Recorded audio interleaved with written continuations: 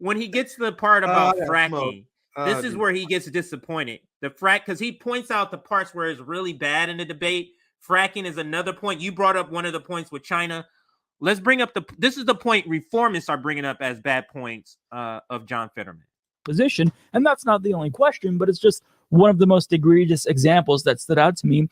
And it was just a disaster. Certainly, I don't think that Dr. Oz came out looking good, but I think he just came out looking better than John Fetterman, given the circumstances here that are really unfortunate. It was difficult to make out what he was saying.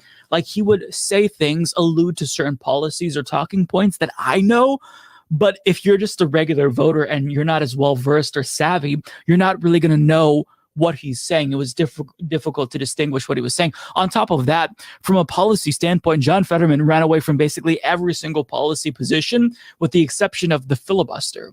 So Dr. Oz. So you hear that's an honest critique. He ran away from every single poly position. He said that. And he's going to continue. Go ahead. I'll be real quick. Why do you support him then, Mike? So I support John Fetterman. But then he says John Fetterman ran away from all his policy positions. Why do you support him then? Are you not asking yourself that question?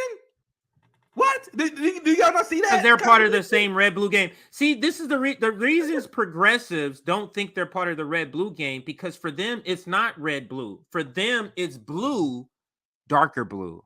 They're fighting. So if you say they're the darker blue and fighting against the lighter blue or whatever color shade, but you get what the point that I'm making is that for them, that's the fight.